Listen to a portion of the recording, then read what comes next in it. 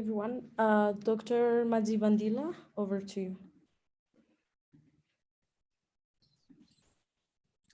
So thank you so much, Kanto. Colleagues, my name is Chirizi Madzivandila. I'm the CEO and head of mission of FANAPAN. Then I will be moderating session 1 of today's conference. So let me first by acknowledging our convening partners, which are Vikela F, Food and Agriculture Organization FAO of the United Nations, SABC Education, FANAPAN, which is the Food, Agriculture, Natural Resources Policy Analysis Network, FANAPAN Node in South Africa, which is the National Agricultural Marketing Council, which is the NMC. Geographically, we know that the focus for today's discussion is South Africa. However, the hunger situation is common across the continent, as we know, and the continent here being Africa. We are pleased to also welcome participants from other parts of the continent and beyond. The 2022 World Food Day theme is Leave No One Behind. But specifically for our conference and for our delivery preparation today, the theme is Absorbing the Shocks, Climate Change and Food Security. Colleagues, ladies and gentlemen, more often than I'm diplomatic, but today I come to you angry. Why do I say that I'm coming to you angry? I'm not too sure who I'm angry to, but what I know is that I'm angry and I know what I'm angry about. Approximately 11% of South African population is hungry and food insecure. That is around 6.5 million people, young and old. So this situation is going to be worse in the coming months and years, and that saddens me. Malnutrition, especially undernutrition, is deepening, and that's one thing that is making me coming to you angry today. This is against the backdrop that we are producing enough food, but we are not feeding everyone who is residing in this planet. So the net worth of the collective knowledge that we have here today, I believe that it will enable us to solve this disheartening challenge. And with no further ado, I'm asking that let's move away from rhetoric to action. Let me just share with you some of the social media details. Our hashtag for today is WFD Conference 2022. I'll repeat that. Hashtag WFD Conference 2022. And then you can follow different institutions. For example, we are at FANAPAN, which is at FNRPAN, and at FAO, which is FAO, and also at SABC Education. With regard to our house rules, then please then use the chat box to introduce yourself and also to post comments and your questions. We really appreciate to get your feedback. As I said, the theme for the World Food Day is leaving no one behind. So to make sure that we gather all the contribution, please make use of the chat box. In terms of muting and unmuting and the use of cameras, please make sure that if you're not speaking, please mute yourself. And also please, if you're not speaking, switch off your videos. Without wasting more of your time, let me invite Lala Tuku, Head of Local Production at SABC, to give us the first welcoming remarks.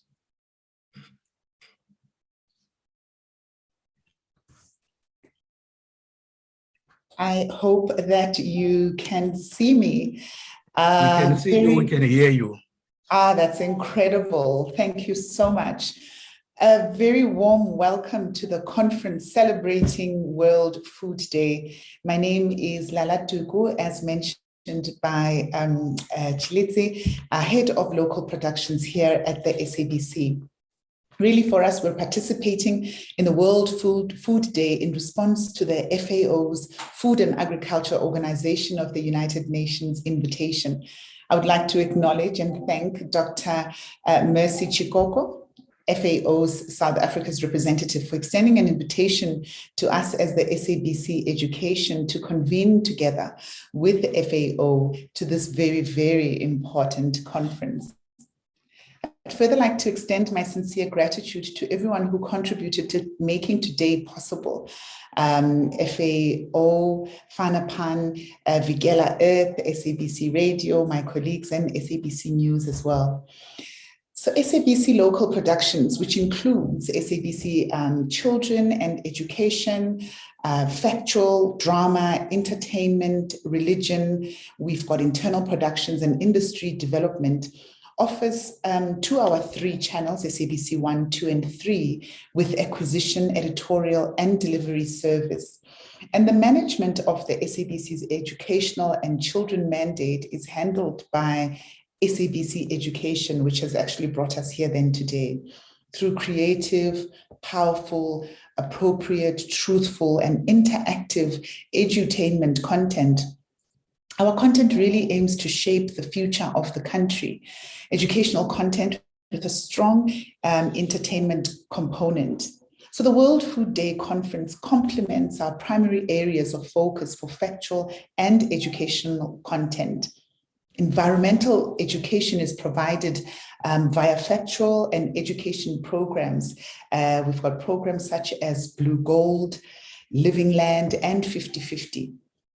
Living Land is intended to raise awareness of the elements that influence agriculture outputs by fostering an understanding of environmental concerns such as climate change. The use of technologies that support sustainable farming methods is highlighted in Living Lands.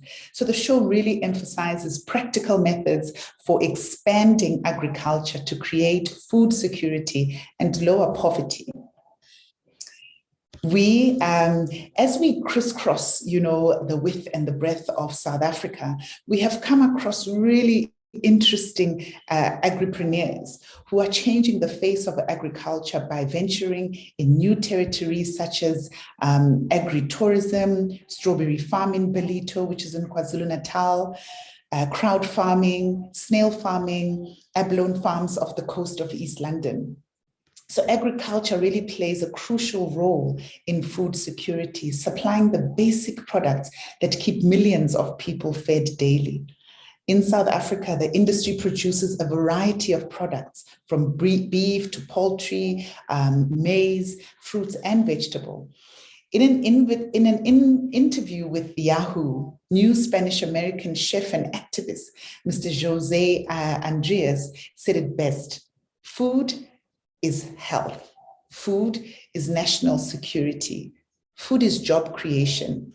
Food is economic growth. So the SABC Education Virtual Academy, which we call SEVA, has an e-farmers portal. E-farmers is an introductory guide to farming in South Africa, built to equip the public with critical skills in farming. Additionally, SABC Education promotes community development by establishing strategic alliances and delivering material across a variety of media such as TV, radio, digital, and outreach. So really, as the SABC, we remain committed to collaborating with our stakeholders to ensure that the public remains informed, educated, and entertained about global matters such as climate change and food security. Thank you.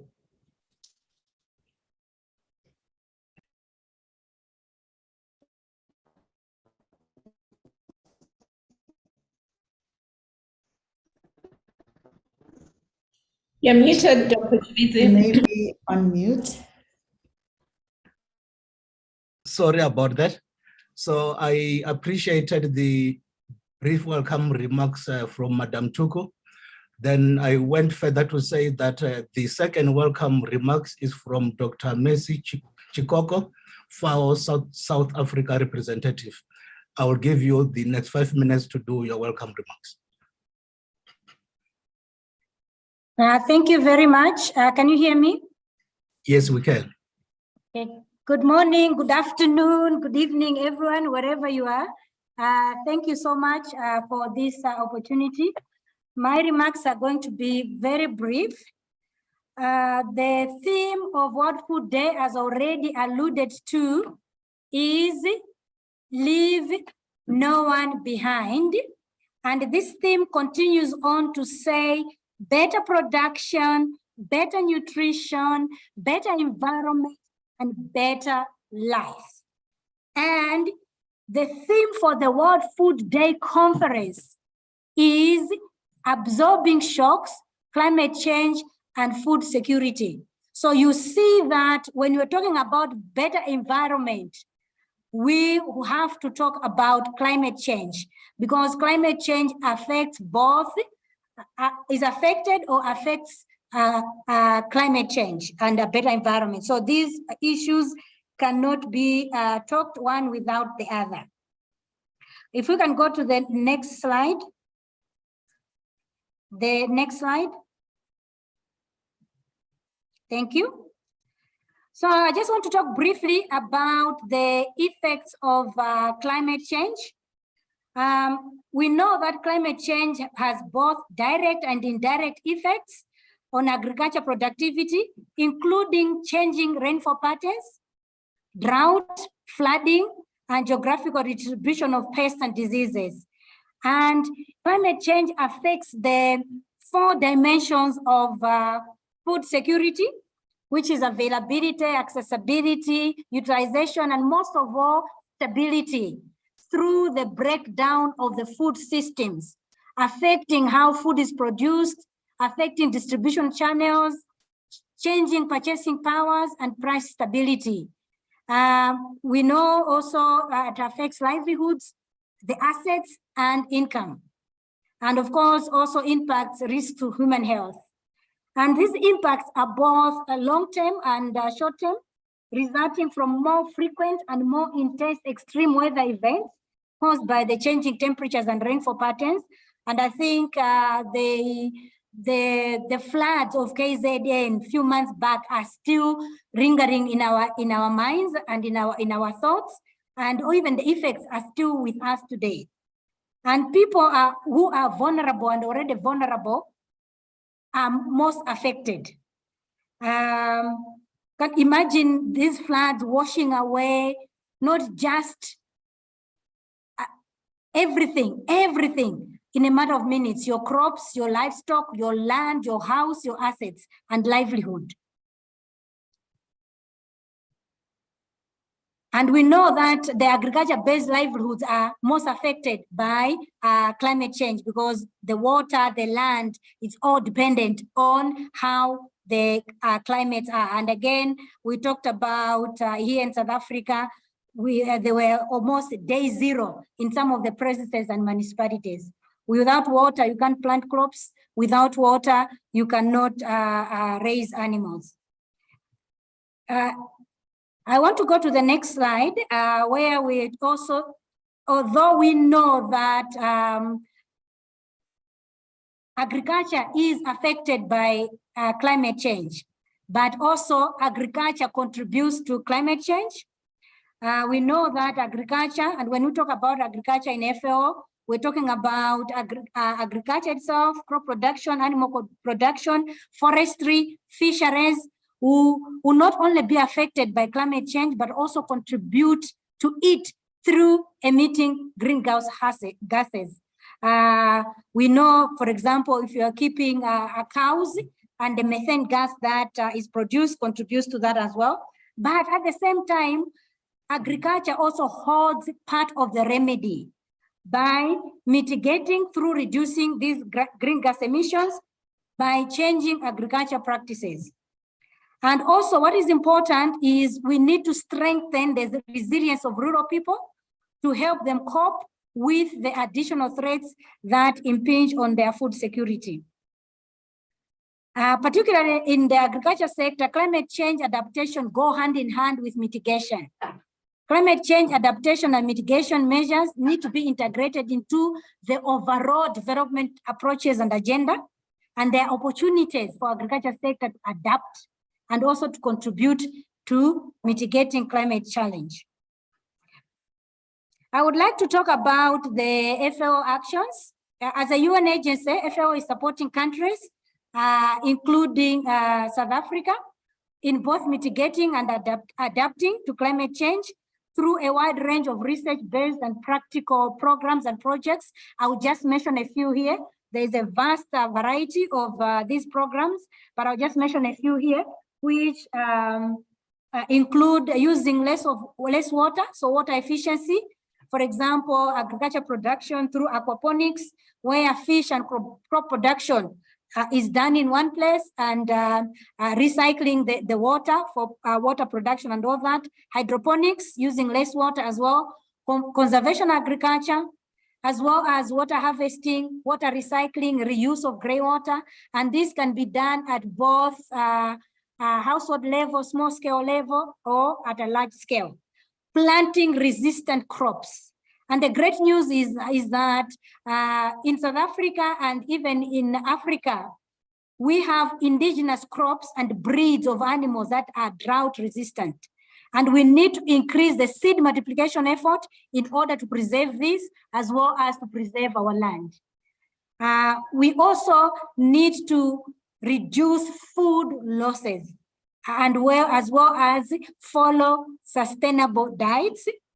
For example, consumption of less meat, buying food with less miles. That is, the food that we eat has to have the shortest distance from the farm to the plate. In addition, FAO also develops guidelines and training resources to support mitigation of the adaptation. So Madam Chikoko, please start to round up.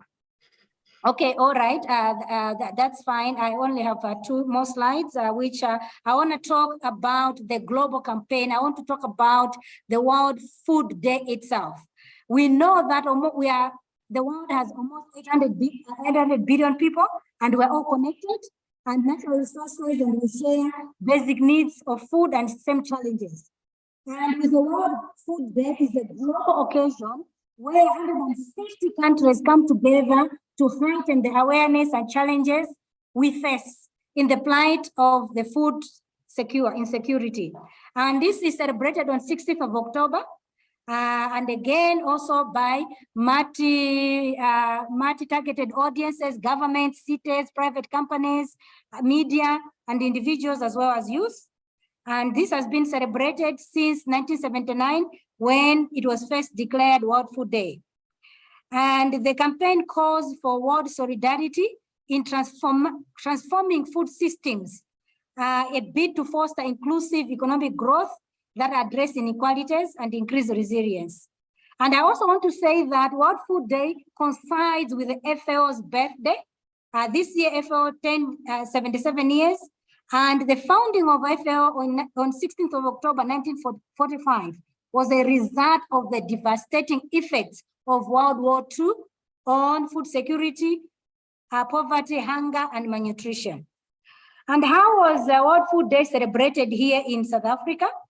World Food Day, the national celebration, was led by the Minister of Agriculture, Land Reform and Rural Development, Minister Toko Didiza, and the Mayor of Sidibeng Municipality, and the mayoral team, as well as ambassadors, communities, and farmers.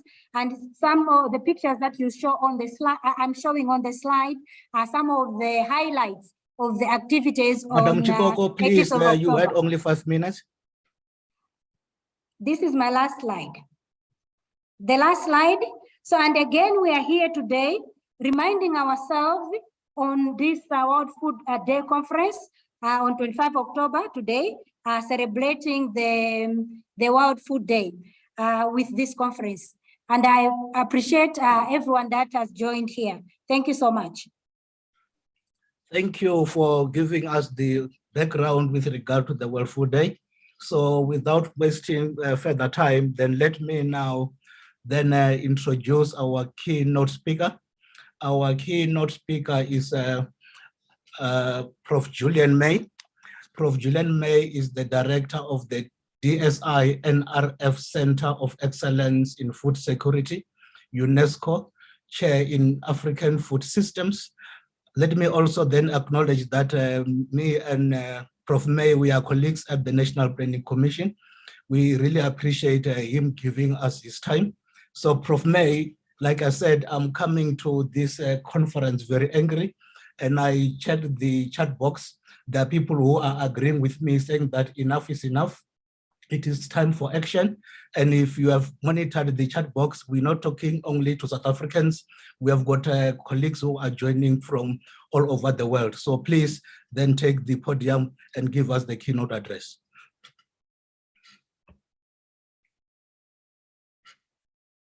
Thank you. Thank you very much, Lizzie. I hope that you can see my screen and that it's now in full mode. Yes. Thank you, and thank you to the organizers for inviting me to this. I think this is maybe the 6th presentation that I have given since the start of the World Food Day month. It's really exciting how many people are concerned about food and are talking about food systems and the approaches that have been used now. You've asked me to talk about absorbing the shocks, climate change, and food security, and I've tried to put together a presentation that allows us to first talk about what framework should we be using to be able to understand this topic. And I've talked about a food systems approach as a way of understanding what is now being called more and more frequently the food system wicked problem. Then noting that we are presenting in South Africa, I will talk about the South African food paradox. But I think this is a paradox that characterizes many middle-income countries in Africa, where we have sufficient food, but we still have a large proportion of our population who are suffering from food and nutrition insecurity. I'll then give some description about the drivers of food system sustainability. And here I will be drawing on analysis that was actually undertaken for the FAO as part of the lead up to the UN Food Systems Summit that took place last year. This is from the South African Rapid Food System Assessment, and I think that similar food system assessments were undertaken in many other countries in Africa. Then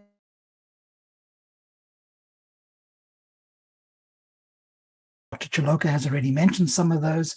And then lastly, I'll be talking about a research initiative that the Center of Excellence and the UNESCO Chair are spearheading, which is to develop living laboratories where we can co-produce knowledge for food system transformation. And these are in South Africa, Kenya, and Algeria. So I'd like to start off by depicting what has become increasingly talked about as the FSNet Africa Food Systems Framework. This was an attempt to take existing frameworks for food systems analysis that have been developed elsewhere, such as that developed by the high level of panel of experts, and rework these so that they would be relevant to the African context. FSNet Africa is an initiative that is hosted at the University of Pretoria by the Arua Center of Excellence in Sustainable Food Systems, and at the moment is hosting about 20 early career scholars who are applying this framework to their own research work. The idea is once we've done this, we'll then readapt the framework to make it more applicable and more relevant to the specifics of the African context. So the first thing to note about this diagram is that the drivers of food system change are often systems themselves, like the water system or the energy system. That institutions are particularly important in the African context. These are institutions that can advocate for certain kinds of behavior. They can regulate the behavior. They can regulate how we actually, the activities that we undertake, and how many of those regulatory institutions would be the departments and governments, such as our Department of Agriculture, Land and Rural Development. And finally, institutions can also educate. They may be cultural institutions, the value systems that we hold, or they may be the universities, or indeed Fundrepan itself is an institution that helps to educate people about the food system. The core food system then comprises the food value chains and the food environments. And then the important outcomes that we now recognize as emanating from a food system are food and nutritional security, urban and rural livelihoods, and environmental sustainability. Food systems present a particular kind of problem. Now, I'm an economist, and I tend to see all problems through the eyes of an economist. And the first is to recognize that to produce food, a working food system is a joint product of private and public action. In other words, food systems don't just come into play because the private sector or consumers are involved, but also because the public sector plays a very important role, both in producing food, but also in regulating its safety, regulating its health, and regulating what indeed is considered to be food. It's a public good, and by a public good, it means it's subject to what economists call collective action problems. Somehow we have to find ways of working together, even though we may be pursuing different goals and have different value systems and have different priorities. It means then that economics doesn't work particularly well when you have a good like this. There are market imperfections, and in particular, these are imperfections that conceal externalities. When I benefit from something, but it's at the cost of somebody else, or when I produce something, but it means that the river downstream is polluted because I've used a production process that's polluting. A key thing then is that when you have a problem like this, that even though we may have a common concern for food security and nutrition security, we fail to find ways to act together. Planners often refer to problems like this as being wicked. In other words, there's no clear answer. There's no right and wrong solutions. There's a continuum of solutions from good to bad. We have to live with different explanations of what the problem is and who's causing it, and we have to recognize that we have different interests. And critically, as is the case with food security, when we think about climate change, time is running out. So the South African food system paradox is an idea that we conceptualized when asked by the FAO to bring together the research that we've been doing in food systems analysis over the last decade or so. Is to try and depict the fact that we have this unusual situation in South Africa. Oops, sorry.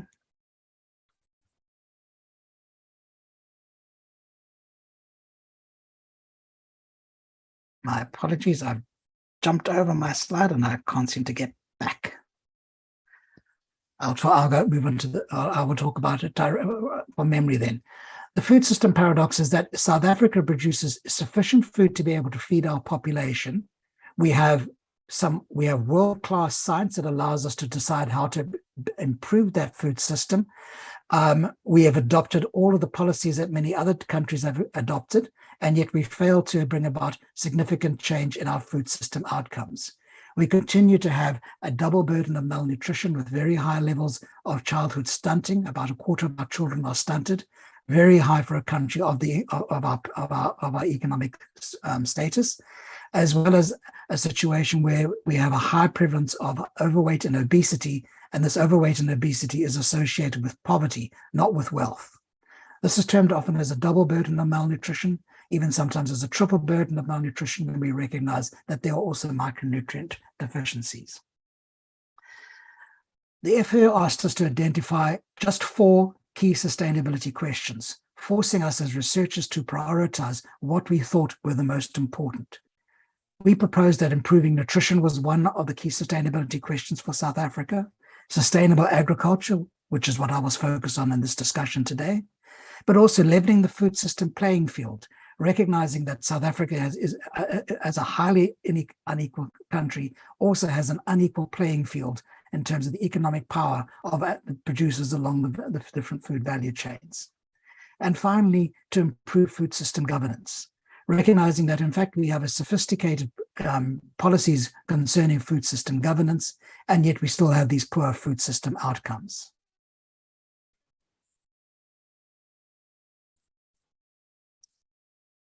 To do the analysis, we then took a food system framework, such as the one that I described to you earlier, the FSNet framework, and we analyzed all of the research that we could identify that has been able to identify the different issues that we were concerned about.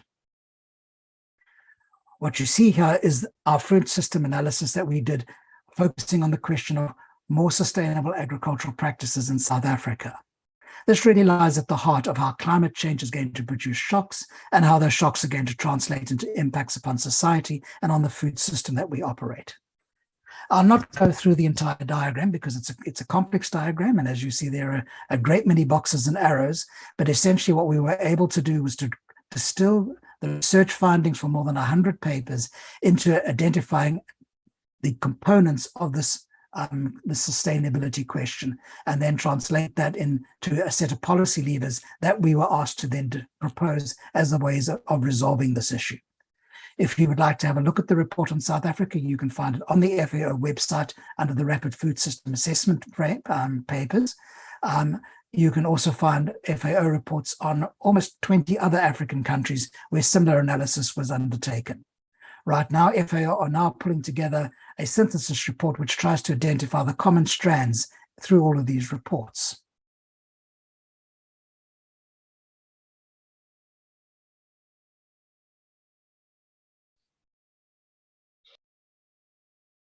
Now, what are the key drivers of system sustainability in South Africa?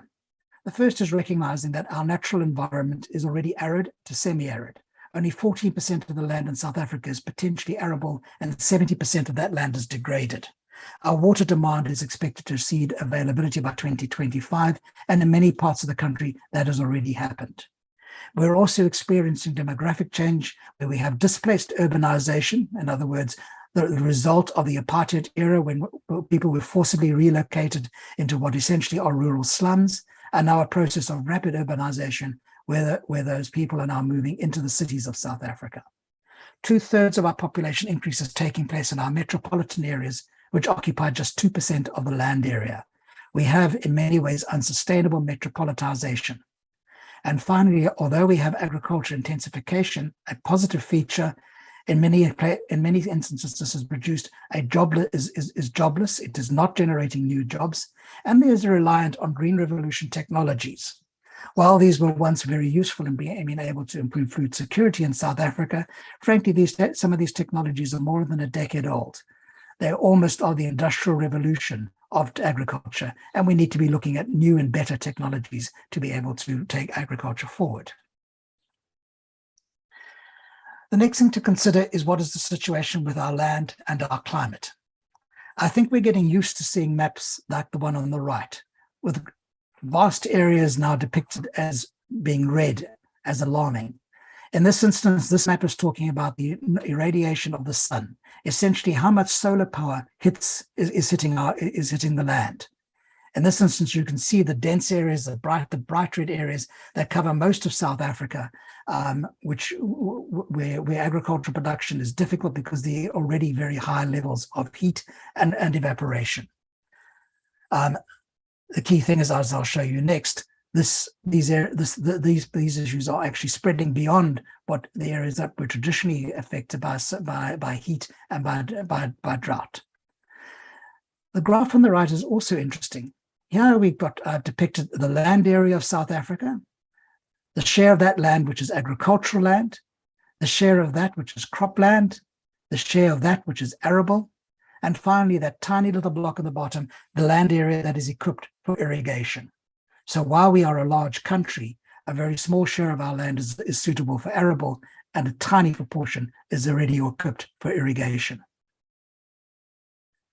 I received this interesting chart from Emma Archer this morning when I was casting around looking for information that would enable me to easily depict what is the impact of extended drought in South Africa. These images show the percentage of average seasonal greenness, in other words, how much is growing, for 6-month periods running from 2014 to 2020. Essentially, this is the period of an extended drought that took place in the Karoo, possibly is still taking place in the Karoo, and its impact on what was growing.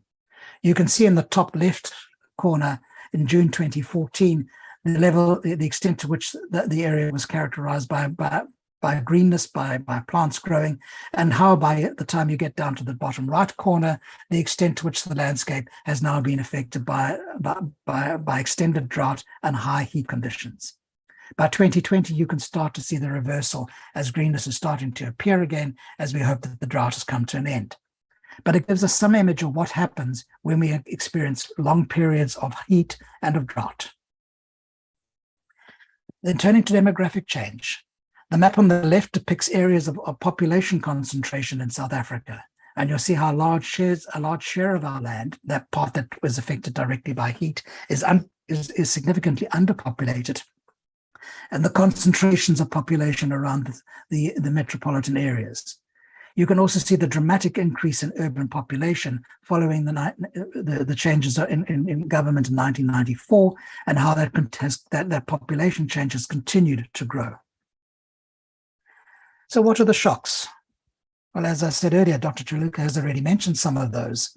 Here are a few more, some which I hadn't actually come across until I started preparing for this lecture. So in addition to the heat stress and the sunburn of plants that that was mentioned earlier, the shifts in rainfall patterns also mentioned earlier. We also have issues of plants and trees flowering earlier, which often might mean that fruit crops or vegetable crops do not perform at the level that we would hope. There are issues of preterm calving or lambing, where animals are giving birth earlier, animals indeed, and in fact humans as well. A decline in animal fertility, failures of our phytosanitary systems, migrations of pests and of pathogens, acidification of the ocean, increased demand for feed because the pasture is not available, rising salinity, and obviously the loss of livelihoods. I did note in the chat that Emil asked, are there positive effects of climate change? And yes, Emil, there certainly are. But they tend to be appropriated by those farmers that are better resourced and more able to adapt. An example in the Western Cape, where I live, is the use of undercover farming, where farmers are able to dramatically increase their yields and cut the risks from pests and birds, but you need 250,000 Rand a hectare to be able to do something like that. So it is a way of mitigating, but it comes at a price. And also some ecosystems are going to shift, which means areas where crop certain types of production may not have been possible will now become more suitable. An example is likely to be the movement of wheat production from the Western Cape towards the Eastern Cape. So indeed, there are positive effects, but it depends who gets them. How do we absorb? Well, the climate change plan says we need to plan, act, observe and learn, and adjust. And I've already drawn your attention to the food system profile that we did for the FAO. These are the two levers that we identified to be able to, which we felt would be important to absorb the shocks of climate change and to deal with agricultural sustainability. As I indicated, the FAO were insistent, only two policy levers, and so we had to prioritize. We felt the first was to support agroecological transitions, that we need to change our behavior of both producers and consumers, and that transition here is the key word. The important thing is here, we're not saying that this is a transition back towards organic forms of production. This is where we use science to work with nature. It's going well beyond the efforts of what was undertaken during the Green Revolution to better understand how plant adapts, how soil health matters, and how we improve our soil health. So we need to think about moving our dominant farm model away towards regenerative practices with less chemical inputs, greater precision, managing the additional costs and risks that will come out of climate change. We need to think about also introducing options for conditional payments for environmental services, whereby we pay our farmers to ensure that the environment is regenerative. Ultimately, this means adopting what I've termed really smart agri. This is agriculture that makes use of fourth industrial revolution technologies, as well as greater sophistication in understanding the relationship between human production, animals, and ultimately the production in the land. The next, which we felt as a priority, at least certainly in the case of South Africa, is to link our land reform to place-based small, medium, and enterprise development in agribusiness. In South Africa, we've taken too long to deal with the key issue of land reform, and we need to think about how to deal with the implementation failure that we've experienced up to date to try and reincorporate marginalized Black farmers into the food economy. We think that's important that we connect land reform with a local environment, a business environment whereby the producers of food have access to markets and are able to better meet the needs of the consumers that are nearby, as well as those gain access to international markets to export food. We've suggested that. Thank you. I will be there. I'll be on time. We've recommended a place-based approach whereby we focus on specific locations, working with local authorities, with the municipality to better integrate farming systems into the local economy. And finally, we need to think about ways of promoting local innovation platforms and support hubs that assist farmers and agri-producers. So I'll end on this slide. As a research center, one of the things we're doing is to try and apply our place-based approach into what we've termed living laboratories. We have 4 of these at the moment underway. I've depicted here the Breda Valley municipality, which is an area 2 hours north of Cape Town, but we're also working in Matatiele in the Eastern Cape in South Africa, Nakuru in Kenya, and in Constantine in Algeria. The area which I'm working myself most directly is the Breda Valley municipality, and I put up my motivation there. If you take a look at the list of characteristics of the Breda Valley, it has just 1% of South Africa's farms, but produces 6% of our butternuts, 29% of our table grapes, 45% of the land is arable, and 91% of that arable land is cultivated. It makes certainly for a very interesting living laboratory to try and co-produce knowledge of how to adapt to food system transformation that is the result of climate change. Thank you. Thank you so much, Prof. Then you were just right on time. So we want to have a question and answer session. There will be Q&A towards the end of our program. We have got 30 minutes allocated for that. So for me, then I will be handing over to the coming agenda items. But before I do that, let me appreciate the true welcoming remarks from Madam Tuku. The second one from Dr. Chikoko, and also let me appreciate the keynote from Prof. May. Maybe to also then invite my colleague Tembi to say that when you go to the panel discussion, let's please then use the keynote as a framing guideline to make sure that from the deliberation, we are moving from rhetoric to action. The next agenda item for our conference, we want to keep the memory as much as we are commemorating this day, not in a good mood, which is not celebratory, but making sure that we have got agency to do things in a different way. We are moving now to take a group photo, but that will be preceded by a 2-minute video showcasing why we gathered here. Kanto, over to you. Thank you so much, TM. So everyone, while we are preparing for our original group photo, I would like to ask everyone to grab a piece of paper and write something that, like what the CEO of Fanapan said, he's angry. So what are you angry for as well? What is that word that you need to share on during the theme today around climate change and food security and absorbing the shock? What is that word? So I will be playing a video while we are preparing for that. So prepare as well your best smile, don't forget it. So I will be sharing the video and we will be taking that group photo. Thank you, everyone.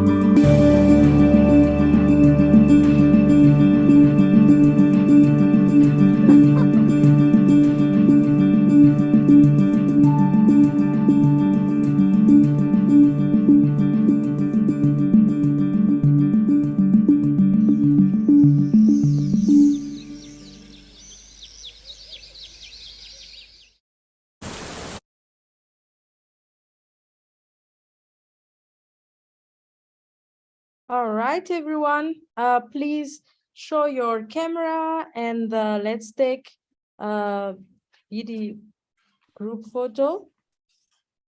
Share your best smile and that's words that you want everyone to see. Thank you. We have food inequities, we have climate finance, we have action.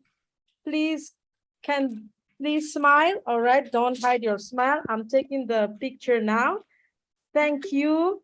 Wow, we want some actions. There are some uncertainties as well. We need food, we need humanity, food security, public investment. What else? Equity now, not tomorrow, but now. Yes, looking good, everyone. Please keep your smile.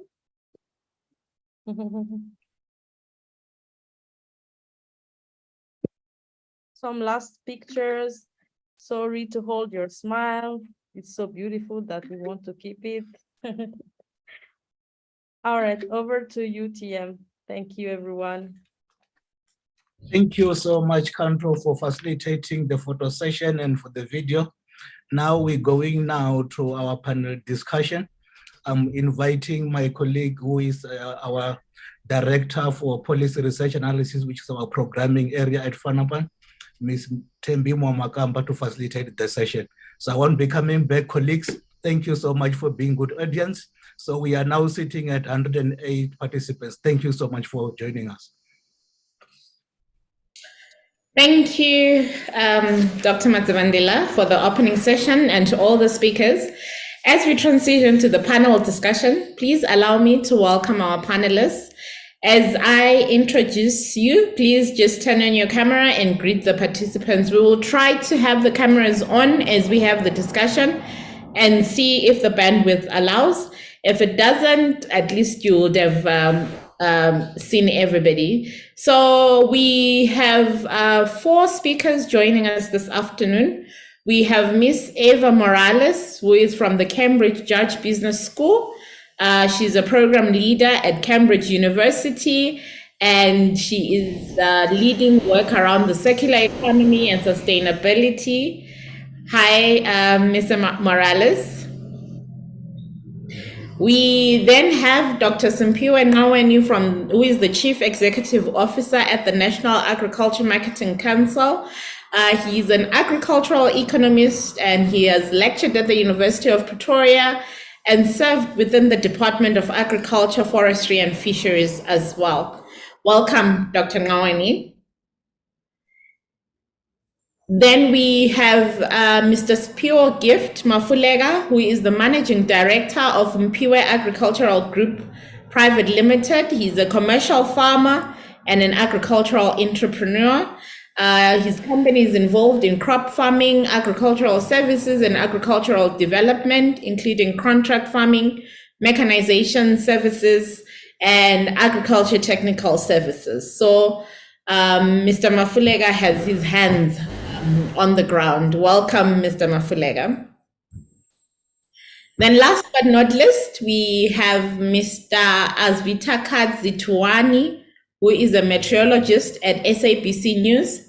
He is a graduate with a degree in meteorology and an honors degree in geoinformatics from the University of Pretoria. He currently leads the SABC Weather Desk, and he's a member of the International Weather and Climate Forum, a leading pioneer in climate education. Welcome, Mr. Tuwani.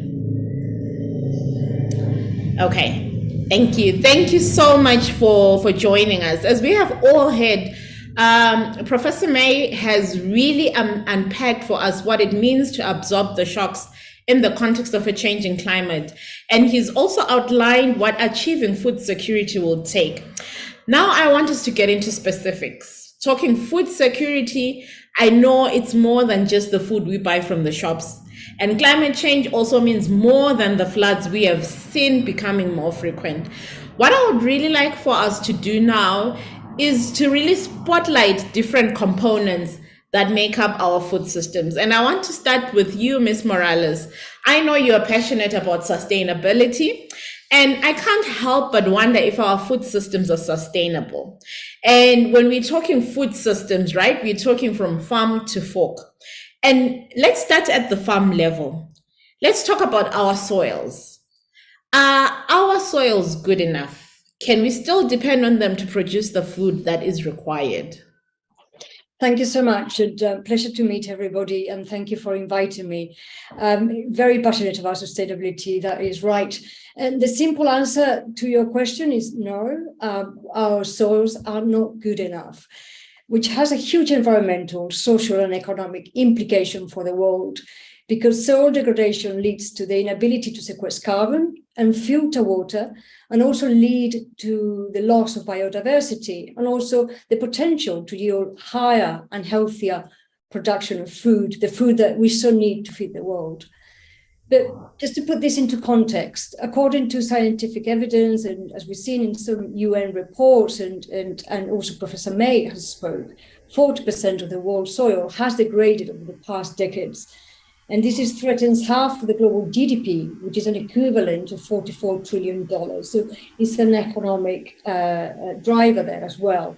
So it's important to note that from an environmental perspective, what I think is alarming is that the world's soils have degraded between 50 to 70% of the region, have lost the carbon that is released into the air as carbon dioxide. And this is mostly due to unsustainable agricultural methods, such as excessive tillage, overgrazing, and also the use of pesticides and chemical fertilizers.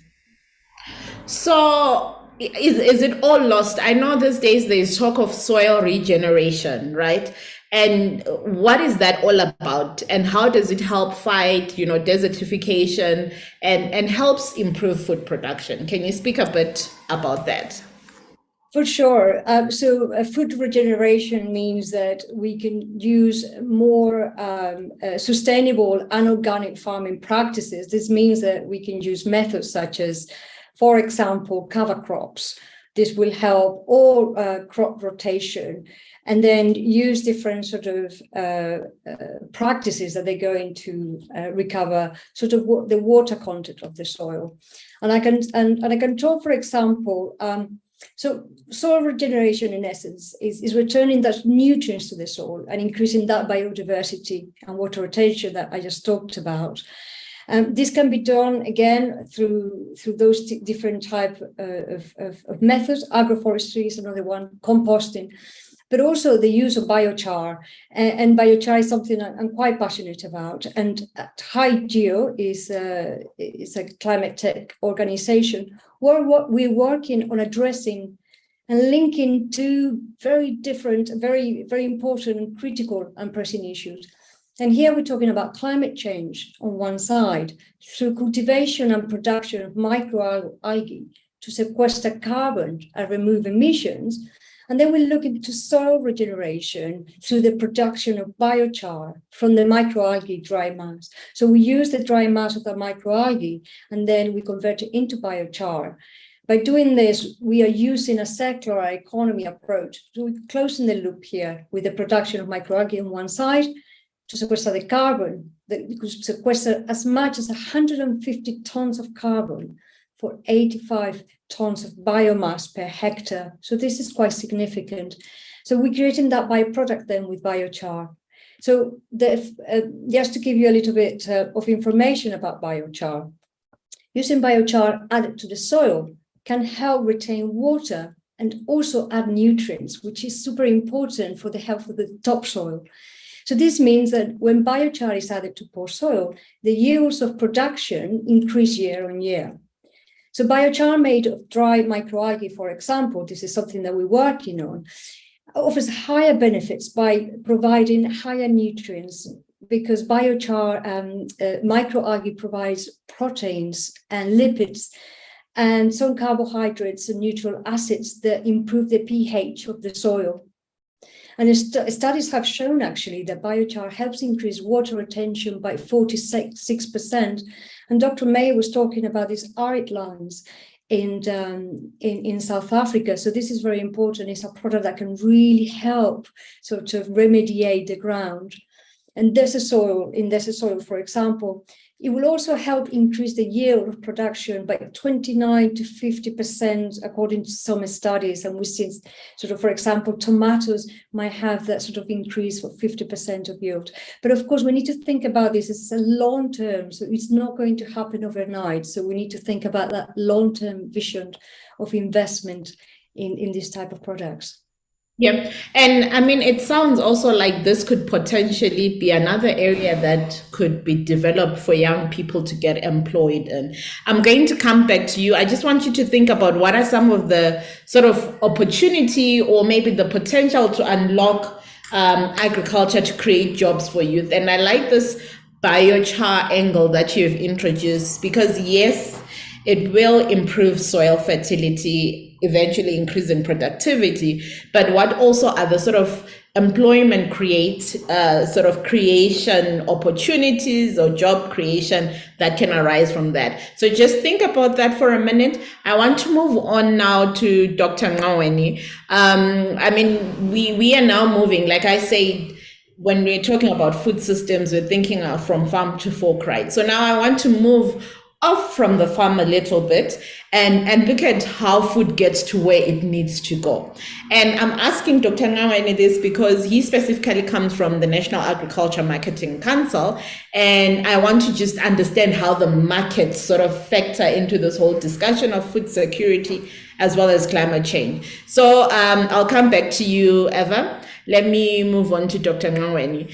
I want you to speak specifically on the impacts of climate change on agriculture markets. What are the trends that we are seeing? Thank you so much, Thembi, and greetings to all the attendees. Indeed, a very fascinating, very difficult, very daunting topic, and a very serious one. We heard from TM that we need to move away from rhetoric into action. And I think Professor May's presentation highlights the fact that this is a very difficult thing to achieve, and we've tried, in some cases, many interventions which don't seem to be as effective as we would like them to be. So in terms of the questions that you're asking me specifically, I think the first point I would like to mention is that I don't think there's a question anymore about the disruptions that will continue to take place in supply chains, specifically of agriculture and food products. I think the question is who will be affected globally, how will it play out, and over what time horizon, for example. I think one of the important things to note is that different regions globally will be affected differently and unevenly. And I think one of the main messages that we are getting also is that developing countries will tend to be affected a bit more than developed countries. I think for reasons that are obvious in terms of the different levels of development and different abilities to be able to respond, for example. Interestingly, within the developing regions, South Asia, Asia Pacific, Latin America are viewed as those that will be affected more than, for example, your sub-Saharan Africa, North Africa, and Middle East, which is quite interesting. And the reason for that is that some research has shown that there could be a positive CO2 effects, for example, in these areas in the form of water use efficiency, fertilization effects, for example, that might attenuate these effects. Now, I'm not really a scientist, so apparently there's a big debate around these effects. So this basically underlines my point around the fact that different regions will be affected differently. Now, coming closer to the issue of markets, and particularly some of the crops that globally will probably be mostly affected going forward. If you align the fact that, for example, regions like South Asia, Latin America, and so on will be most affected, and you look at the crops that are being produced in those regions, you look at rice, you look at pulses, soybean, wheat, palm oil, for example, we're looking at quite a lot of disruptions in those markets. Now, another message I would like to put across is that when we look at these impacts, we should look at the entire value chain and not just, I think you've made that point, facilitator, in your introduction here. If you look at the fact that 30 to 40% of value added and the cost, for example, at the processing, logistics, and wholesale levels, and because there has been quite a lot of investment in these middle parts of the value chain, especially in developing countries, which I said earlier will be affected mostly by climate change. If you look at the production and harvest, the increased cost of production due to cost of insurance, for example, would be some of the impacts that you'll be seeing. The need for irrigation and the costs that are associated with that as part of the adaptation. Post-harvest losses and the damages that will increase over time. At the processing level, the changes in productivity and quality of the products, for example, and at the logistics level and the trading level, disruptions in product flows. For example, if you have a short-term shock in the form of flooding, your transportation, for example, will be affected, and the roads will be affected, and you won't be able to move your products to where you want to move them. So that will mean some financial losses for those players in those parts of the value chain. But in summary, if you look at how markets are affected by climate change, I think we've seen recently that this has been translated mostly in the form of price increases due to certain shortages in certain regions where some of the crops and agricultural products and food products are produced.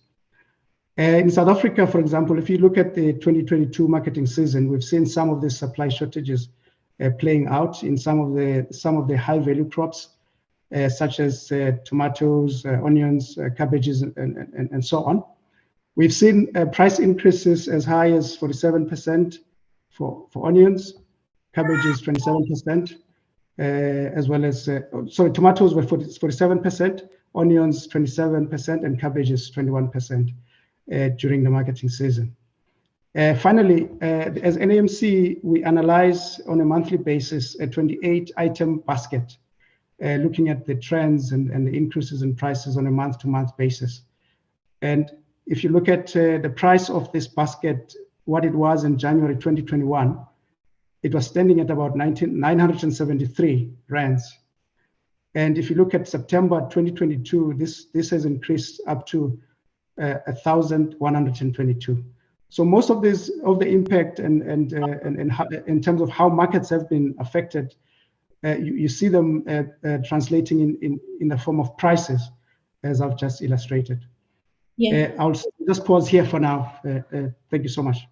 Well, I mean, that's really interesting. And I mean, I've felt it as well when I've gone to buy my cooking oil, and I think it has just surprised me. I think each time I go to the shops now, I get surprised by how expensive things are becoming. And I find myself now even saying some things are luxuries. I don't need them. You know, the things that I used to buy on a regular, they're now luxuries. And I have to say, no, you know, another time when I've got extra money, then I'll buy that. And I'm seeing that more and more.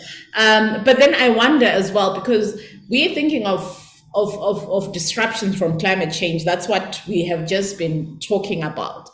But I realize that we also have shocks that emanate from, say, some sort of man-made global events, right, that we still have to deal with. I'm just thinking of the crisis in Ukraine and Russia right now, because I think that was another shock to the sort of global food market. But I wonder if you can speak to how that has impacted the markets in South Africa, because we might think that Ukraine is all the way far, but then somehow, you know, these things filter down. I want you to just comment on that a bit. Thanks for that. I think I'll look at the case of how South Africa has been impacted, but also touch a bit on and how the SADC region has also been impacted. We benefiting from some of the work we've done with FAO in this area. I think starting with South Africa, I think South Africa happens not to have very strong import ties with Russia and Ukraine. If you look at South Africa only sourcing 2.6% of its total agricultural imports from that region in 2021. So while the direct trade is not as much, however, the South Africa has been affected indirectly because these two countries are major suppliers of agricultural products to the global market. And this has an important bearing on commodity prices, of course. So as a result of this conflict, South Africa, as I say, has been impacted mostly through price transmission. rather than direct availability and supply. In terms of going into the region, obviously, depending on the level of connectedness of a country within the region, in terms of its sourcing products from that region, then the impacts will obviously be different. In terms of the region as a whole, the trade between it and Russia and Ukraine equates to about 2.3%. It's not as strong in terms of the entire region. So some of the products that are affected, we're looking at fertilizer from the input side, wheat, oil, and sunflower, for example, where Russia and Ukraine collectively supply between 5 all the way up to 14%, depending on which country you are in. And in some of these countries, the trade relations are growing with that region, which implies that the region has been negatively impacted by the conflict, and this has affected food security. Once again, I think as in the case of South Africa, the effects have been also through price hikes and through price transmission. The conflict has constrained the ability of the SADC countries to produce their own food, as they rely heavily, for example, on imported fertilizers and seeds, which originate from this region. Yeah. Additionally to this, I think we have seen the fuel price rises as well, which has affected not just the region, but I think the entire globe, which has also an impact in terms of global prices of commodities in general. Yeah. Yeah, definitely. I can attest to the fuel prices. Thinking about filling up the car now, it's really some maths work that has to happen, balancing the budget and the like. But thank you so much. I think I'm going to come back to you because in your intervention, you also mentioned something, and it got me thinking about the commodities. Which commodities are more affected than others? You spoke about wheat and things that we get from Russia, but also I want you to perhaps thinking in the context of climate change, going back there, to say which commodities are most affected and what sort of strategies is the government putting in place. I know that there was the agriculture master plan that was approved early this year, and I'll be interested to hear about that. But please allow me now to move from the sort of marketing side of things to hear from Mr. Gift Mafulega. So we have heard from the researchers, we heard from Eva, we've heard from economists just now, but now we want to go to the boots on the ground.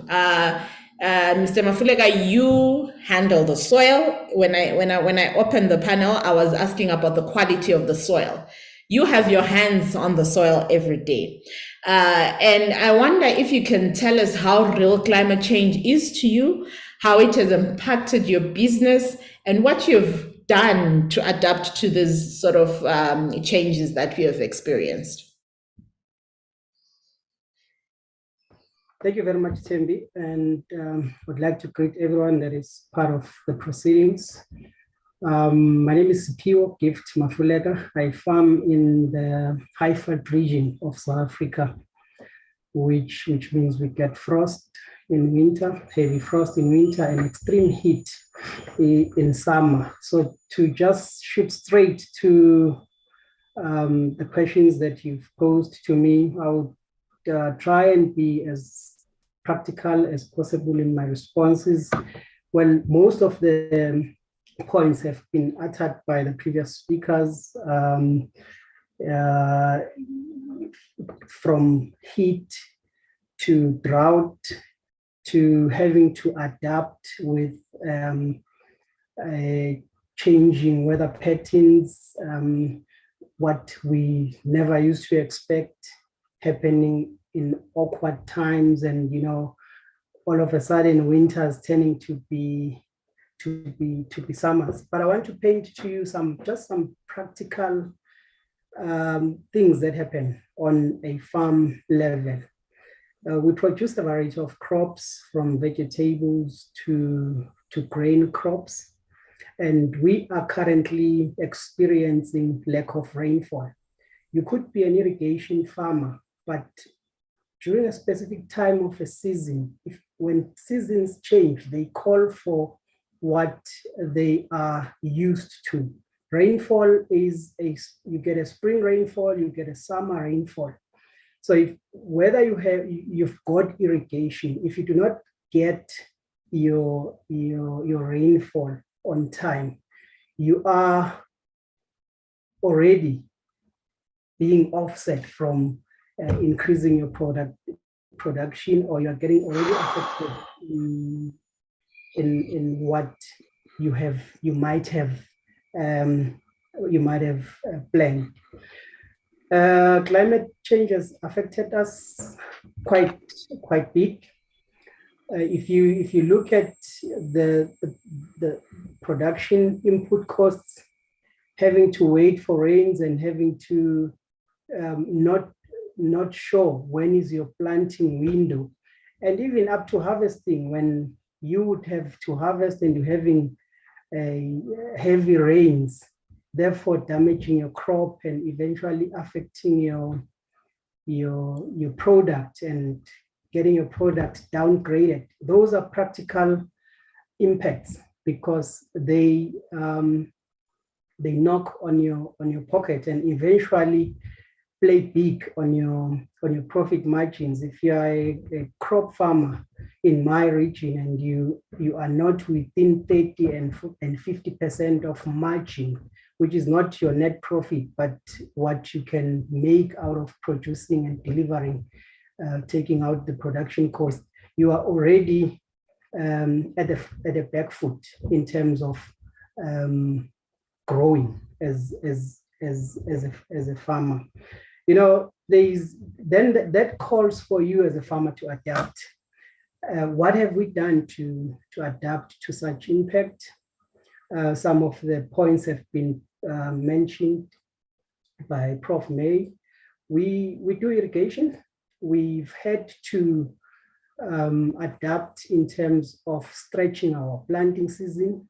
If it's mating season, stretching it from 30 days to even up to 60 days, where you would probably, just to mitigate the risk, plant some of the crop early and some of the similar crop a bit later in the season, because one doesn't know what will happen during the growing season. We've had to adapt more to technology.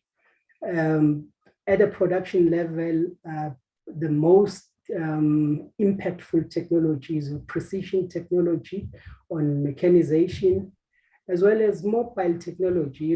There's various mobile apps that any farmer can download and use to try and stay within business during the challenges of climate change.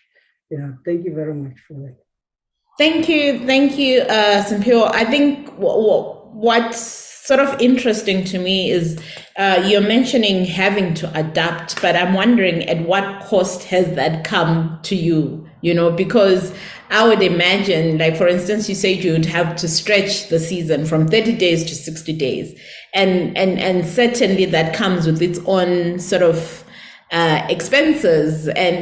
And I know from your profile that part of what you do is also facilitate contract farming for farmers. And if I remember well, what contract farming is that you sort of get into a deal with a certain sort of company to say, we will provide you with this certain amount of, say, cabbages, at this time. And given the changes that you have had to sort of do in terms of stretching your growing seasons and the like, are you able to meet those commitments to the people that you are providing with your products? And also maybe, I mean, you are in this farming business, and I imagine that there are different types of farmers. Is there a difference between the challenges that young farmers and the older generation of farmers face? or is it all in the same? And is there a platform for you to come together to learn from each other? Well, thank you for that. Just on the first one, the cost. What is the cost of all these disruptions?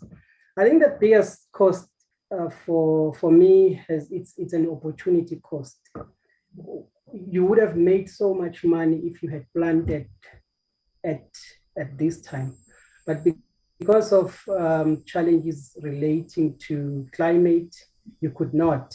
So that's the biggest cost, because then you lose a market window that could have paid much better.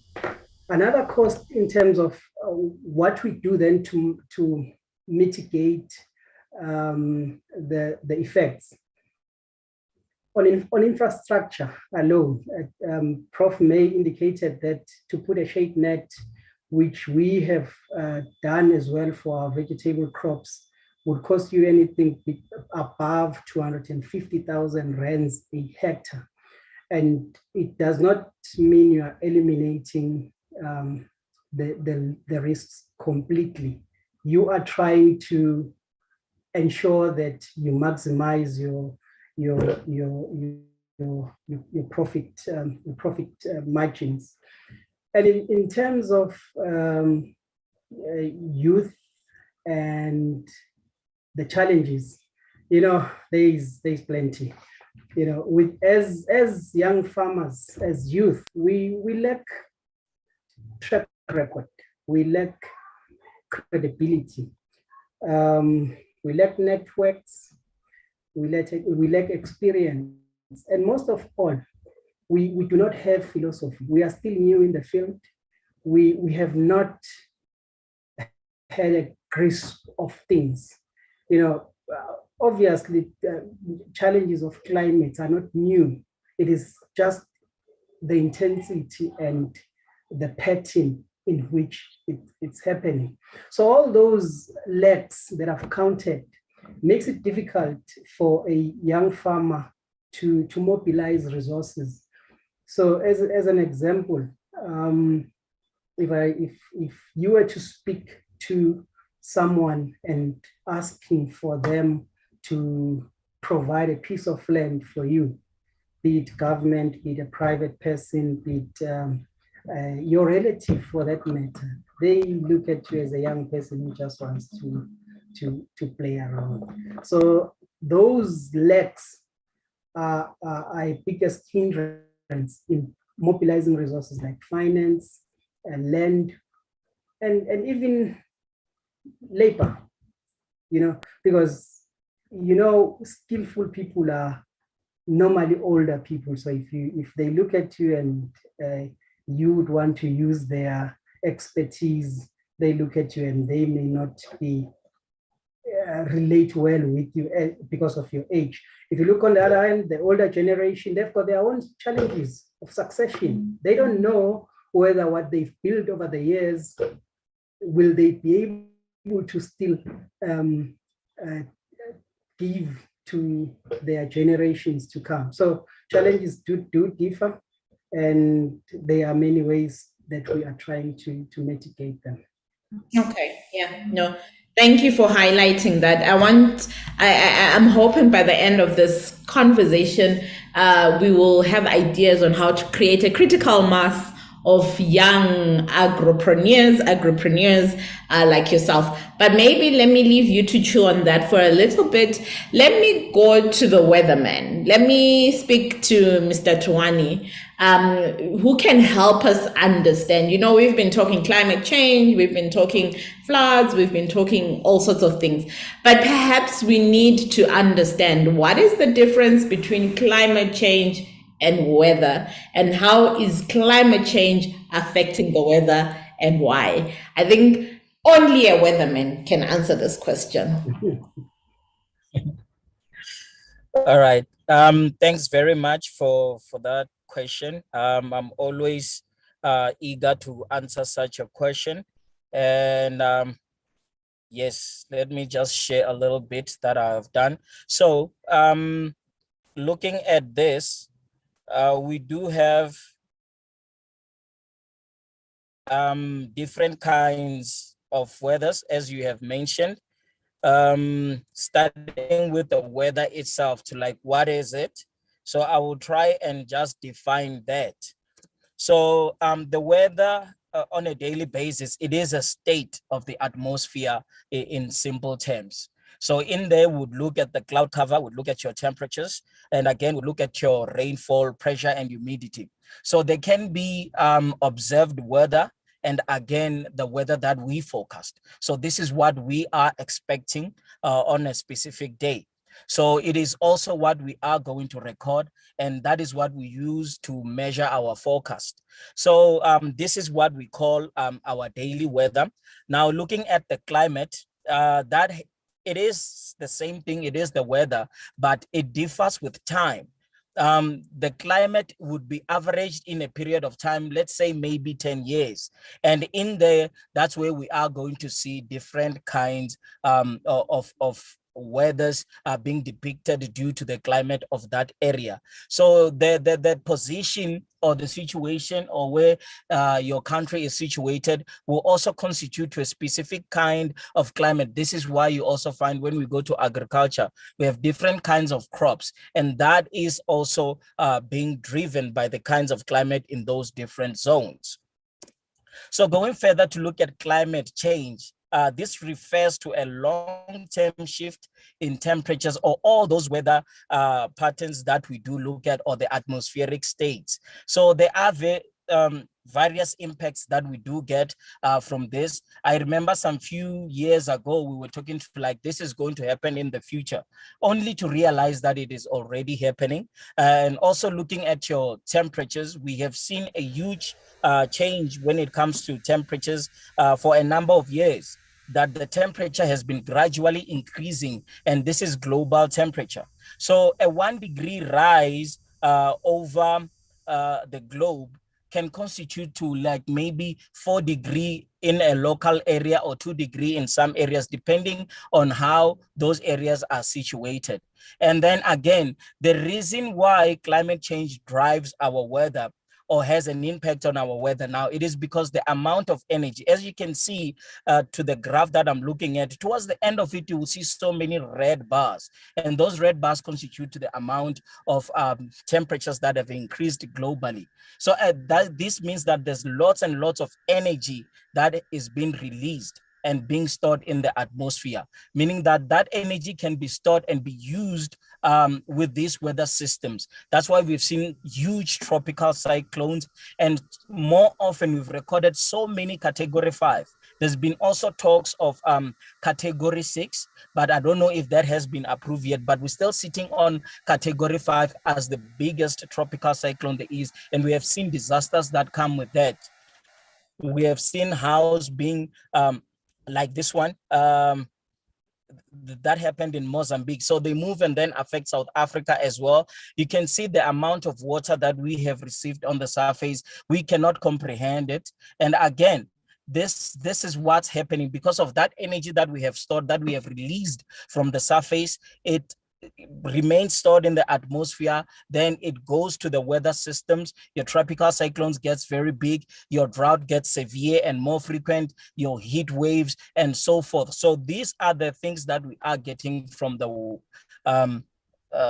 climate change. And again, looking at our daily weather, our temperatures, they keep on going higher and higher. We do know that in winter, we're supposed to feel like we are freezing or get very cold for a certain period of time. But if you could see, it's like this year, the winter was very short. And this is what we see on our daily as we present the weather, because we can quickly see that the temperatures have changed or they've started to increase, whereas we're still expecting them to remain low. And again, looking at the amount of rainfall that we are receiving. Recently in KwaZulu-Natal, we have received lots and lots of rainfall, and that has been unprecedented because we have never received up to 380 millimeters of rainfall in 24 hours. But we have recorded that and we have seen that. And not only in South Africa, whereas we go out throughout the globe, just checking the weather patterns and what's happening, we have seen huge fires in Europe. And again, in some areas, we have seen some huge floods, a whole lot of weather is happening and it is becoming more and more severe. So it is getting very, how would I say it? It is becoming extremely dangerous for us as civilians, because now if we do not have any means to control this global temperature, it means that we need now to adapt to the current weather. And again, we need to move further, because as we are continuing to live, we continue to emit that carbon dioxide or so many other gases as well that trap that energy. And again, it means that more severe weather, more severe tropical cyclones, severe droughts, heat waves, they will be coming, and we need to be prepared for that. Okay, all right. So I think you've given us the sort of in-between scientific explanation and in-between the layman. So now I want you to imagine somebody watching the news, right? And then at the end of the news report, there's the weather report, right? The weather forecast. So is that weather forecast still reliable? Can we sort of take that at its word? And if they say it's going to rain tomorrow and we know it's going to rain? Yeah, yes, we can still do that. One thing I would tell you is that in weather, we do have researchers as well. So the researchers, what they do is they continue to research ways how to improve our forecast and how to make it way better than it is today. And it moves with the time, with the effects of climate change being constituted into our models or forecasting machines. So that means that we can still rely on our climate on our weather forecast, because on a day-to-day, we still say it is going to be partly cloudy. And when you wake up, you still see there are some clouds in some areas, and in some part of the sky, I can still see the blue sky. And moving further, we'll tell you that we are expecting 30 to 60% chance of thunder showers. And you will see that. You will hear some thunder somewhere. You would see that it rained over that area, but just over my house and maybe my area, it didn't happen.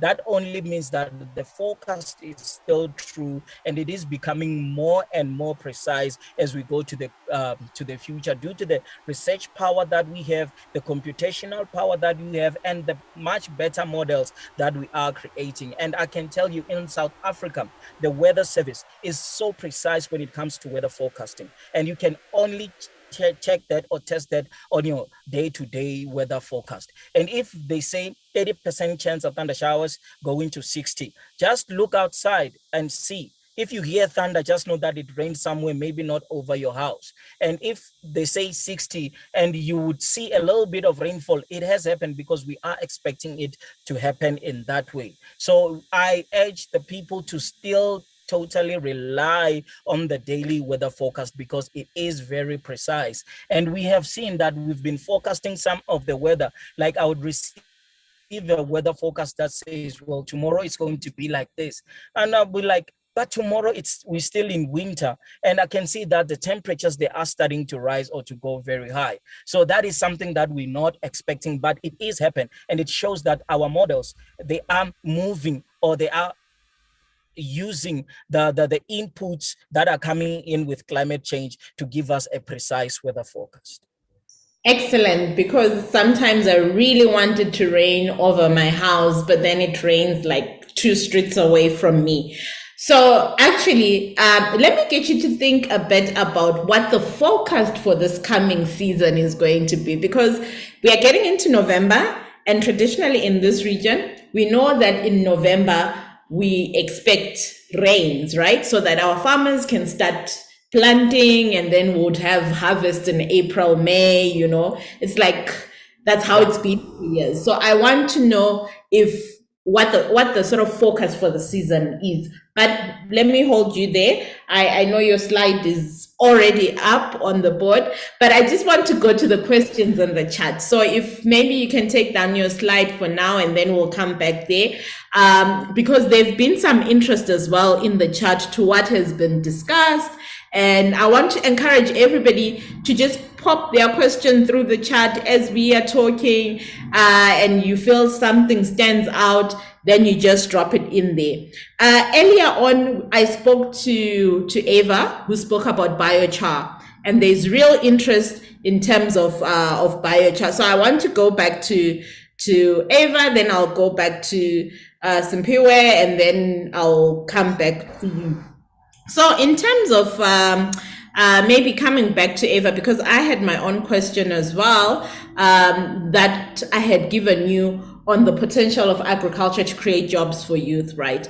I want you to speak a bit of about that, but then also perhaps maybe you can also comment on what are the benefits of using, do the benefits of using biochar outweigh the carbon emissions generated by making it? This is a question that came from Henriette Vermark, who is asking, what are the trade-offs here?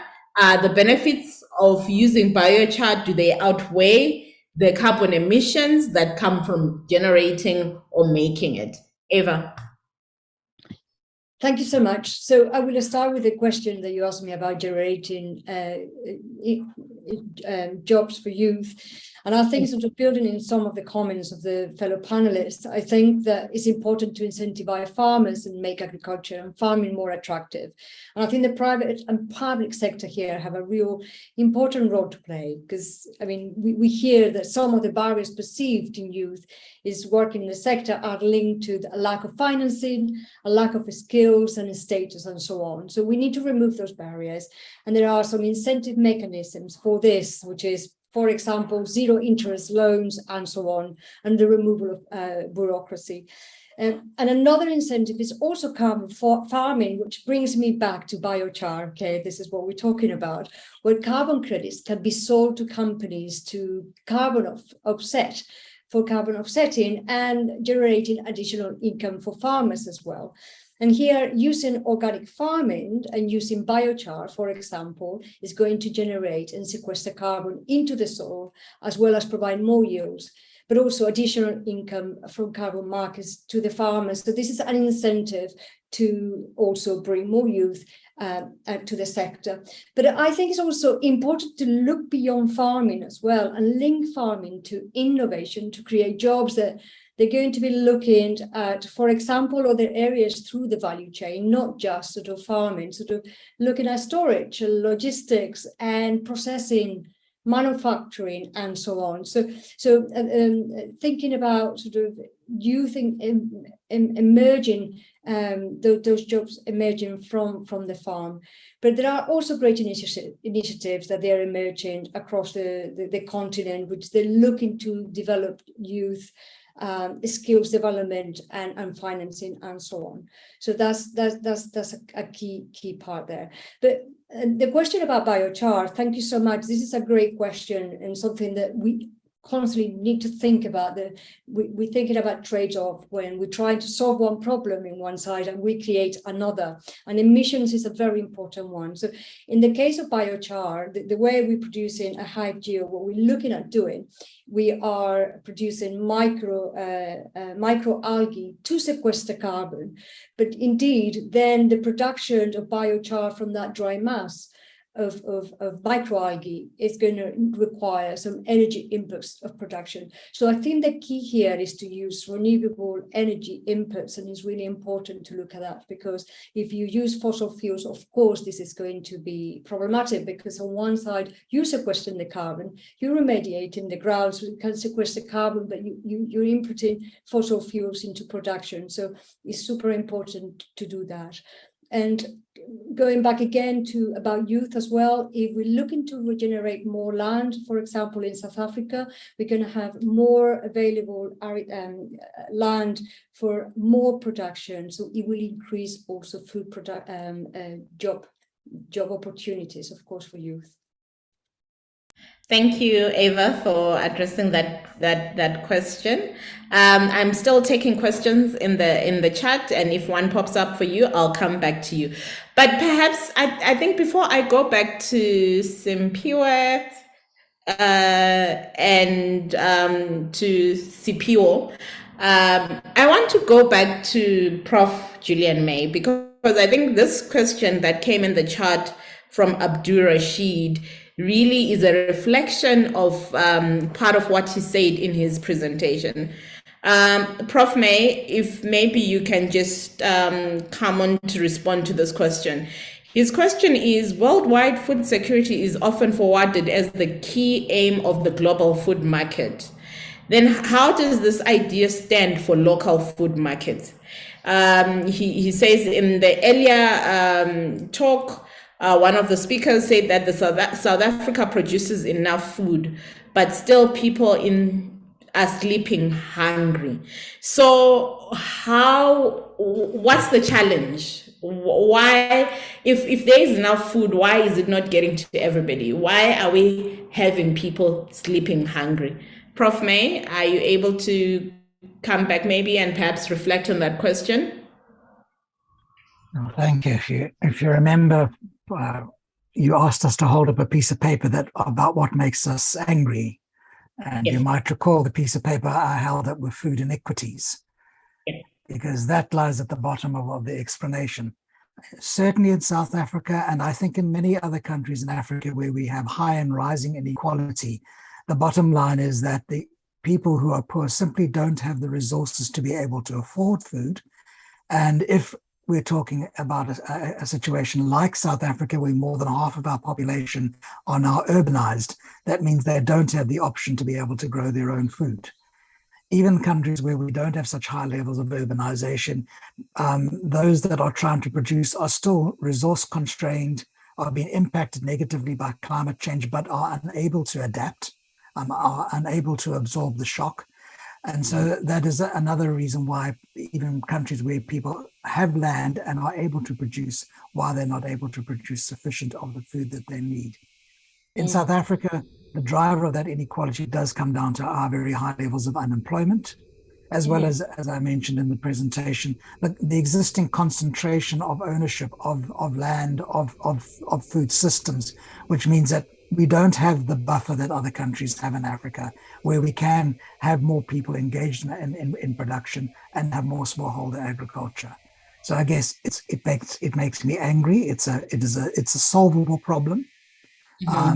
We've had the presentation by the colleague who is a farmer that shows that we have the farmers who able to provide the country with sufficient food. I think in generally, certainly South Africa, and I think many other countries in Africa, we have world-class farmers. Yeah. It's not about the skills of the farmer. We have world-class science. We would be able to do more with that science, but it comes down to questions of affordability and of particularly the affordability of safe, nutritious food. Thank you. Yeah. Thank you. Maybe whilst I still have you on the line, there was also a question that came around the fisheries and ocean resources that impact on food security. I don't know if you have any thoughts on, how the sort of fisheries and ocean resources can sort of add to our food security needs, or is there almost like a fight between, our sort of food-based resources versus the fisheries and ocean resources? I think that was a question that came through from Mike from Vigela. Any thoughts in that direction? Well, in South Africa, I think we underexploit certain types of fish, so particularly pelagic fisheries, the pelagic fish. So the smaller oil fish. There was a time where we were actually processing such fish into chicken food. I don't think we're doing that anymore, but there's a resource, a healthy resource there that I think we could make better use of in South Africa. Our fishing stocks are still perilously low, and many fish are either red rated or orange rated, which means that we ought not be consuming that, and we have to find ways of building up our fish stocks. We do face problems of illegal fishing taking place in our waters, and the fish then being exported to other countries in the East and indeed in Europe. South Africans, unlike the rest of the continent, do not have a high consumption of freshwater fish. And I think this is a pity, because in most other countries in Africa, freshwater fish is valued. Perhaps because we have no natural lakes that we haven't gone that route. But I'm aware of very well-designed projects that have made use of water reservoirs, even in the Karoo, to be able to produce freshwater fish and can that. So I think there's an underexploited resource there in freshwater resources that we could consider getting into in South Africa. Yes. Sitting on opportunities there, lots of rooms to explore. And I guess when thinking about Eva, who spoke about, sort of thinking more widely in terms of food systems and where opportunities lie for youth engagement, this idea that you're bringing up right now of looking into maybe production of freshwater fish, that could be an area where we could see young people, if supported, can get into quite strongly. Thank you for that intervention. I know on the line we also have Zaza Letolo, who is a young farmer, and she's just spoken about the fact that she's got land, but she has no resources. And that's probably the struggle of many farmers. And, they have the passion, they are ready to do the work. She wants to do livestock and cropping, but she needs the resources to be supported to be able to do that well. All right, so I am looking at my time, and I am almost at 22 the hour. We are ending at 5 o'clock promptly. So I want to just get back to my panelists. Maybe speaking to Simpiwe, speaking to Spio, and speaking to Azwi. What are the maybe Simpiwe, coming to you? I asked the question about commodities. Are there some that are more vulnerable than others, and what is being done to sort of address these challenges from a sort of agriculture marketing point of view, but also looking at the agriculture master plan? If you can speak briefly on that, and then I'll ask Gift to reflect on creating that critical mass of young agripreneurs to be able to ensure that food security, that we are food secure even under a changing climate. And then finally, I want you to give it to us straight so that our farmers know what to expect this coming season. So, gentlemen, in that order, we'll start with Simpiwe, and then Spio, and then Azwi. Thanks, Tembi. So in terms of crops that are mostly affected, I think global figures show that of the top 4 of those, 3 happen to be staple foods. You're looking at maize, for example, rice, and potatoes. And you also have soybean, which is also a very important crop globally.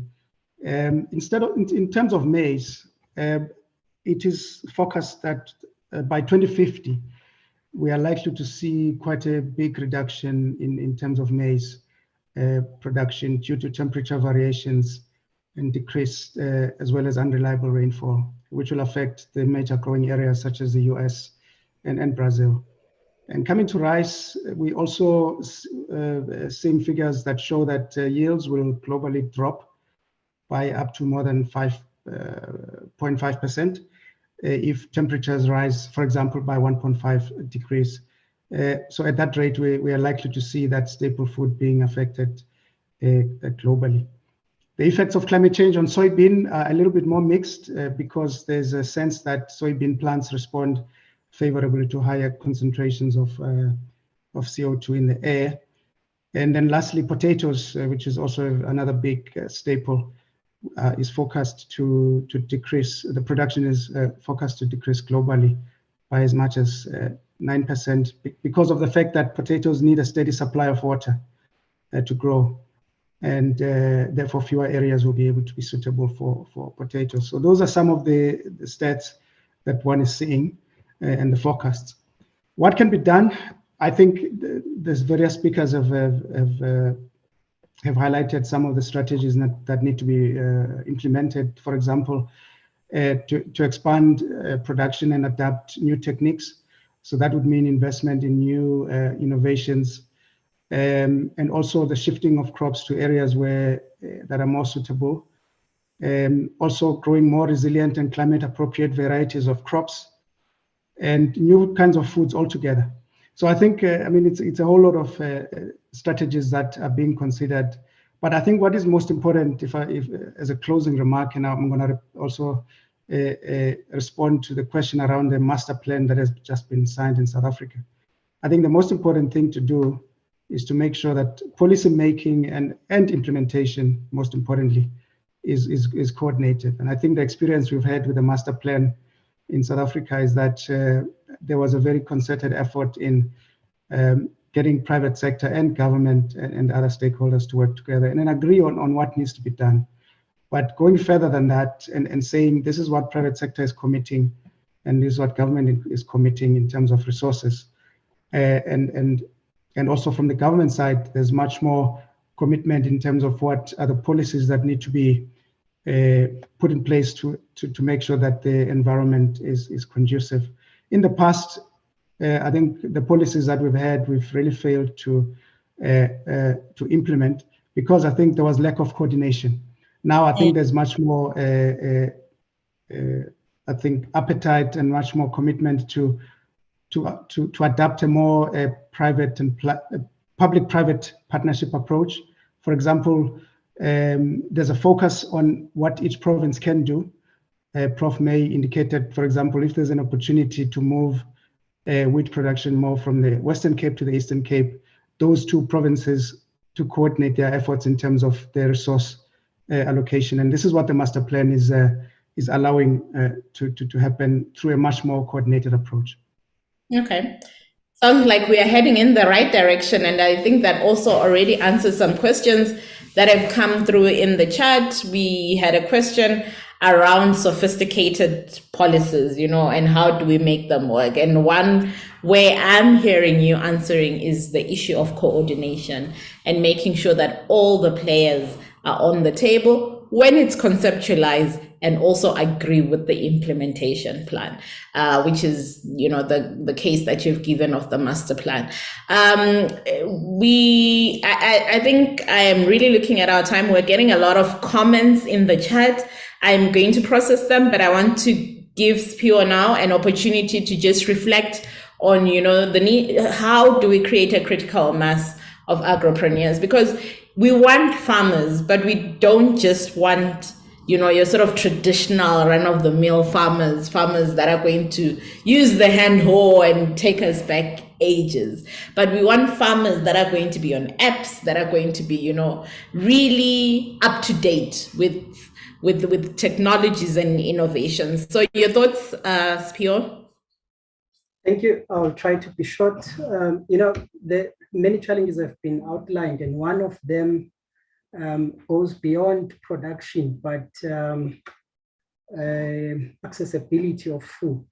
So I want to just encourage young farmers out there to say, it's not just about farming, it is also getting into food business, understanding the value chain, understanding the different markets, be it formal markets or informal markets. In South Africa, there is a big part of food that is sold in the informal market. Dr. Ngangwane pointed out some of the crops, be it onions, which are used almost by each and every household in the country, be it a rich household or a poor household. Potatoes, they are used in various forms. Tomatoes are used in many forms, and cabbages and all those. Those products are one of the leading sellers in any fresh produce market in South Africa. And guess who is consuming them? It's township market, which is a black market in South Africa. And most people who distribute those products, it's street vendors. So obviously there's an opportunity there. So it's not just about farming, but it is also about looking at opportunities within the food value chain. Where can I fit in? And not just look at farming. Surely we've got enough land that is still lying fallow and it's productive land. I want to encourage young farmers how this can be done. Their contribution should just be willing to start. That's number one. Government would then have to develop land reform policies that are supportive of young farmers, and not ask young farmers a leg and an arm of requirements to access a piece of land. Land will always be there, and government can have ways to control the use and ownership of land so that it can be, for example, tradable amongst young farmers, so that if one young farmer is irresponsible in terms of using land, there is a way that they can lose that land to be transferred to the next young farmer. The last point that I want to make is I've not seen innovation in South Africa in terms of incentivizing young farmers. If you look at, we come from a traditional commercial farming era, where in South Africa, large hectares of land most food is produced from large hectares of land by fewer individuals. So how do we then ensure that there is a critical mass of young farmers that can produce even in the smallest possible land? We need policies that would incentivize innovation. I'll make an example. We actually need an idols show for young farmers. We need South Africa have talent amongst young farmers show, which will attract young farmers with innovations. One young farmer or person may have an innovative idea that he will never live to implement, but someone else may learn from that. So innovation is also critical. Thank you. Thank you, Spio. Actually, let me just cut you there so that I throw it to Azwi quickly. We are exactly left with 9 minutes, and I just want to give Azwi the chance to tell us what's ahead for this season and what our farmers should expect, so that Spio doesn't have to worry about extending his growing season and the like. What's in store? Okay, let me quickly do a weather forecast. This is what I normally do. So here we are looking at a map of expected rainfall for the month of November, December going to January. This is mostly our summer season. Our weather currently is being affected again by La Nina. This is the same thing that was sitting last year. So we are expecting rainfall that is above normal, meaning that we are going to get more rainfall than we normally get. But there is a small catch. We need to continuously check our daily weather forecast to know when it is going to rain. But so far, this can still be updated. But as we still have the La Nina, we all know that this brings lots and lots of rainfall for South Africa. Hence, we are expecting above normal. So it does look good for farmers, mainly with crops that require fair amounts of rainfall. It looks like we are going to get enough rainfall this year. And again, the farmers, if they can capture as much water as they can, because what we have seen with the footprint of climate change, the rainy season and the winter season, they came to get shorter and shorter. So they may need some dam or to store water just to put them through the last stands of that crop. Okay. Thanks. Perfect. It's looking good for farmers so far. Thank you so much, Azwi. I would like to thank my panelists for really getting to the meat of things. I want to thank Eva Morales. I would like to thank Dr. Simphiwe Nqaweni. I would like to thank Spio Mafulega. And I would like to thank Azwi Tuwani for that weather report and that focus that is looking positive for the farmers. Ladies and gentlemen, we have come to the end of our conference. I'm sure you will agree with me that this could have gone on and on and on because the discussions were really rich. And I certainly learned a few things and certainly have a few things to digest, and I hope it's the same with you. Thank you so much for your comments that came in through the chat. We did not ignore them. We saw the comments from Matthews Ngoza, from Tovela, from Tamsin, from Simba, from Fiona, from Stuart. We saw all the comments that came through. Suilanji, Zaza, Raymond, we saw all of them and we really appreciate them, and they're going to be part of the proceedings of this meeting. So I want to thank you for all the contributions. And as we close, I would like to hand over to Mike Brosnan from Vigela, who is the founder of Vigela, to just thank our participants and speakers and give us a charge as we close our celebrations on World Food Day. Mike, over to you. Okay, can you hear me? Yes, we can. Okay, wonderful. You know, we talk about doom and gloom. What I've seen here today is only hope and scope. You know, and I'd be remiss if I don't refer to Sipiwe. Sipiwe, you're an example to the younger generation. You're the benchmark of what our economy needs. As a farmer, I'm left in awe of you. Keep on the good work. You know, we sometimes, and I brought up the question of our oceans and so forth, and we forget about the oceans. I mean, the ocean is our largest carbon sink. It's our biggest ecosystem.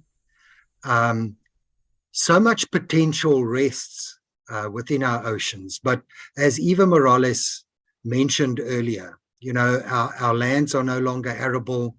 The technology that she spoke about is immense. And we are facing the same thing in our oceans.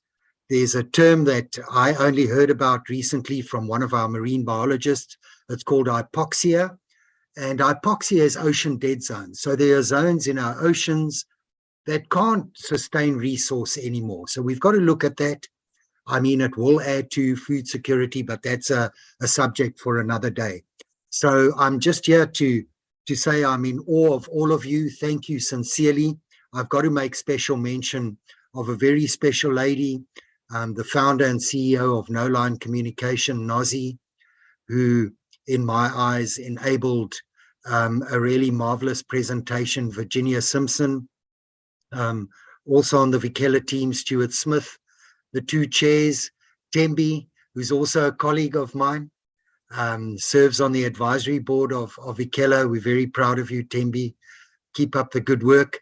Chalitsi, I don't know if you're still here. You did a marvelous job. Franapan, SABC, without your voice, the message won't get out there. FAO, Dr. Mercy, very, very informative, and I was blown away.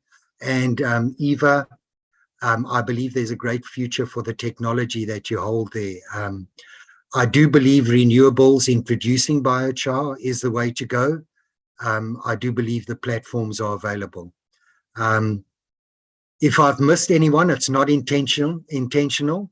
I also thank those of you that tuned in are still here. It was an immense day, and let's do it again. And thank you. Keep up the good work.